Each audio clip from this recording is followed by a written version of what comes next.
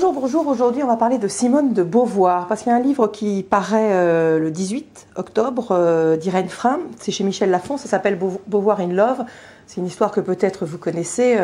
Simone de Beauvoir, à l'époque où elle vivait avec Jean-Paul Sartre, mais de manière assez libre, on le sait, était allée aux États-Unis pour une réunion sur l'existentialisme, et elle avait rencontré à ce moment-là un écrivain américain qui s'appelle Nelson Algren, qui était un homme à femme, un écrivain des femmes, etc. Et il y a eu une passion débordante qui s'est passée entre eux, qui a duré assez longtemps, qui a duré même des années.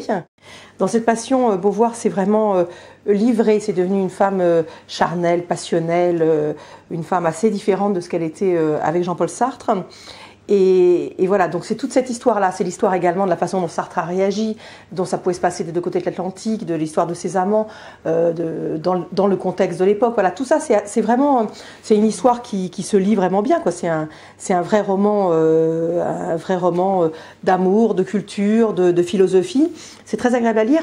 Moi, je vous conseille quand même, que vous le lisiez ou pas, hein, de lire avant tout et de privilégier les lettres à Nelson Algren que Simone de Beauvoir a écrites, qui sont parues chez Folio, qui ont duré, des lettres qui ont duré de 1947, donc date de leur rencontre, jusqu'à 1964.